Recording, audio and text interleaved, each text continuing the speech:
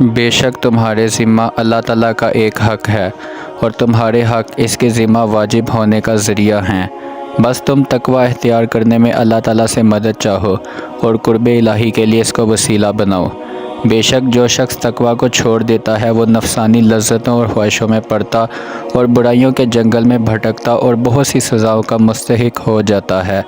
بے شک اللہ تعالیٰ کا تقوی راست روی کی کنجی، آخرت کا ذخیرہ اور ہلاکت سے نجات ہے، اور اسی کی بدولت بھاگنے والے کو نجات ملتی ہے اور مطالب میں کامیابی حاصل ہوتی ہے۔ بے شک سب سے اچھا لباس وہ ہے جو تجھے لوگوں کے ساتھ ملا جا رکھے، ان کی نظروں میں تجھے زیبا معلوم ہو اور ان کی زبانوں کو تیری طعنہ زنی سے روکے۔ بے شک تقوی الہی ایک ایسی رسی ہے جس کا موقع گرفت گرا نہایت مضبوط ہے۔ بے شک تقوی دین و ایمان کی ابدی اصلاح و درستی کی کنجی اور کامیابی کا چراغ ہے۔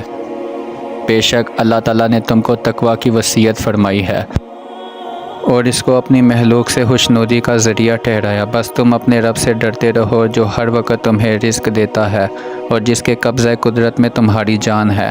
بے شک اللہ تعالیٰ تقوی ایک ایسی چیز ہے جس نے بندوں کو حرام کاموں سے بچایا، ان کے دلوں میں خوف الہی کو ایسا پختہ کیا کہ ان کو راتوں کو جگایا اور ان کے نفس کو عاشق حق کی پیاس لگا دی۔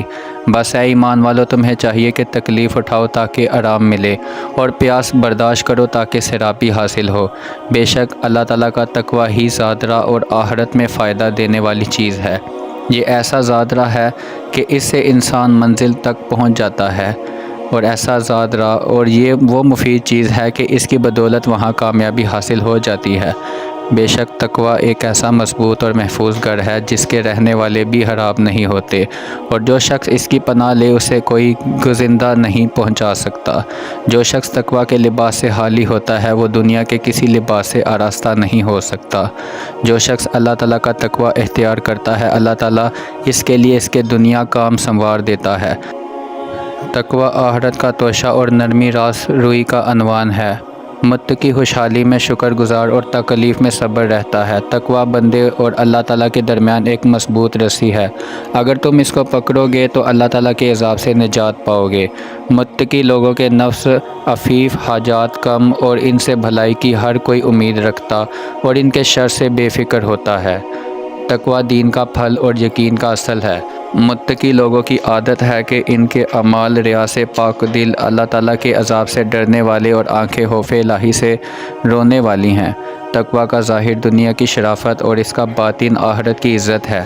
تقوی مشکوک چیزوں سے بچنے میں ہے اور گمان بھی شک میں داخل ہے۔ تقوی ان لوگوں کے لیے ایک مضبوط قلعہ ہے جو لوگ اس کے مطابق عمل کرتے ہیں۔ متقی وہ ہے جو گناہوں سے بچے اور پاک وہ ہے جو عیبوں سے پاک ہو۔ نیکیوں نہایت بڑھنے والی کھیتی اور عمدہ خزانہ اور تقوی نہایت مضبوط قلعہ ہے۔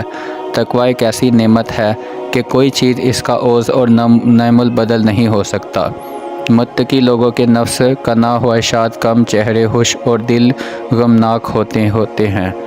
تقوی کے بغیر ایمان کچھ کام نہیں آتا اور دنیا کی زیادہ رغبت کے ہوتے ہوئے آخرت کا کوئی عمل نفع نہیں پہنچاتا۔ تندرستی پرہیز کے سوا حاصل نہیں ہو سکتی۔ تقوی کو غلبہ شہوت کے سوا کوئی چیز بگاڑ نہیں سکتی۔ جس شخص کے دل میں تقوی جا گزرے وہ ہدایت و مستقیم راہ پر ہے۔ تقوی کو لازم پکڑیے کیونکہ یہ بزرگوں کی خصلت ہے۔ تقوی اور پرہیزگاری کو لازم پکڑیے کہ یہ انبیاء اکرام علیہ السلام کا خلق اور ان کی خصلت ہے۔ بے شک تقوی اللہ تعالیٰ کی رضامندی کا منشا ہے کہ وہ اس کے ذریعے اپنے بندوں اور اپنی خاص مخلوق پر راضی ہوتا ہے۔ ادب کو لازمی پکڑیے کہ یہ زینت حسب ہے۔ تقوی کو لازم پکڑیے، یہ نہایت شرف و نسب ہے۔ قبول عمل میں سخت اہتمام کیا کرو کیونکہ عمل بغیر تقوی قبول نہیں ہوتا۔ تقوی کے برابر کوئی زیادہ راہ نہیں اور تقدیر الہی پر راضی ہونے کے برابر اسلام کی کوئی خصلت نہیں۔ اگر شراب کا قطرہ کنویں میں پڑ جائے پھر اس جگہ منع ریب بنایا جائے تو اس میں اذان کہنے کو تیار نہیں، اور اگر دریا میں شراب کا قطرہ پڑے پھر دریا خشک ہو جائے اور وہاں گھاس آگ آئے تو میں اس جگہ میں اپنے مویشی چرانے کو تیار نہیں ہوں۔ تقوی کے ہوتے عمل میں کمی نہیں آتی، اور جو چیز قابل قبولیت ہو اس میں کمی کس طرح آ سکتی ہے؟ بے شک جس شخص کے سامنے پہلے لوگوں کے سزایاب ہونے کے عبرت انگیز نظارے کھلم کھلا موجود ہوں تو وہ تقوی اختیار کرتا اور اس کی بدولت شباہت میں پڑنے سے بچتا۔ جو شخص دنیا داروں کے پاس جا کر ذلیل و خوار ہوتا ہے وہ تقوی کے لباس سے خالی اور ننگا ہو جاتا ہے۔ تقوی نہایت مستحکم بنیاد اور صبر نہایت مضبوط لباس ہے اور طیش غضب کی سواری ہے۔ روز قیامت کے لیے تقوی اور پرہیزگاری کو اپنا زاد راہ ہدایت کو اپنا رہبر قرآن کریم کو اپنا رفیق بنا اور اپنی خصلت کو سخاوت اور احسان کرنا بنا۔ تقوی کے ہوتے ہوئے کوئی چیز ہلاک نہیں ہوتی اور کوئی ذرائع پیاسی نہیں رہتی۔ دل کا تقوی اور پرہیزگاری سے خالی ہونا گویا کہ دنیا کے فتنوں سے بھرپور ہونا ہے۔ تیری عطایت کا سب سے زیادہ مستحق وہ شخص ہے جو تجھے تقوی اور پرہیزگاری اختیار کرنے کی ہدایت کرے اور خواہش نفس کی پیروی کرنے سے منع کرے۔ تقوی کے ہوتے ہوئے عمل میں کمی نہیں آتی، اور جو چیز قابل قبولیت ہو اس میں کمی کس طرح آ سکتی ہے؟ جس شخص میں وفاداری نہیں اس کے عہد کا کچھ اعتبار نہیں، اور جس میں دین کی صفت نہیں وہ امانت دار نہیں، اور جس شخص میں تقوی اور پرہیزگاری نہیں اس کا دین لائق شمار نہیں۔ تقوی کے برابر کوئی بزرگی اور شرافت نہیں، ہدایت کے بغیر کوئی ذکر اور شہرت نہیں، اور فکر کے برابر کوئی چیز ذریعہ ہدایت نہیں۔ بے شک متقی لوگوں نے دنیا اور آخرت دونوں سے حصہ حاصل کیا ہے۔ یہ لوگ تو اہل دنیا کے ساتھ دنیا میں شریک ہوئے ہیں، مگر دنیا دار آخرت میں ان کے ساتھ نہ ہوں گے۔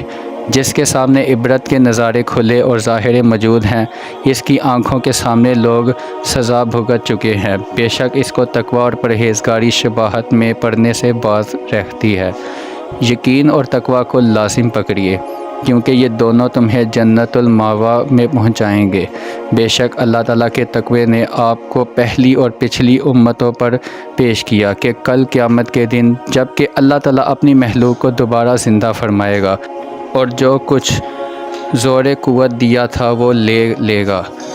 خوشامد اور چاپلوسی انبیاء کرام علیہ السلام کی عادت نہیں، حسد متقیوں اور پرہیزگاروں کی خصلت نہیں۔ تقوی کو لازم پکڑیے کہ یہ بہت اچھا توشہ اور نہایت محفوظ سامان ہے۔ جو شخص تقوی اختیار کرتا ہے اللہ تعالیٰ اس کے لیے کوئی نہ کوئی راستہ ضرور آسان کر دیتا ہے۔ اگر تو اللہ تعالیٰ کا تقوی اختیار کرے گا تو وہ تجھے تمام آفتوں سے بچائے رہے گا، اور اگر لالچ کے پیچھے پڑے گا تو چاہ ہلاکت میں پڑے گا۔ اللہ تعالیٰ کا تقوی اختیار کیے رہو کہ یہ ایک ایسی رسی ہے جس کا سرا نہایت مضبوط ہے، اور یہ وہ قلعہ ہے جس کی دیوار نہایت محفوظ اور مستحکم ہے۔ تقوی اور پرہیزگاری کی پناہ میں رہو کہ یہ ایک ایسی بڑی وسیع اور مضبوط ڈھال ہے کہ جو اس کی پناہ میں آئے اسے ضرور بچا لیتی ہے، اور جو اس کو اپنا بچاؤ بنا لے وہ ضرور بچ جاتا ہے۔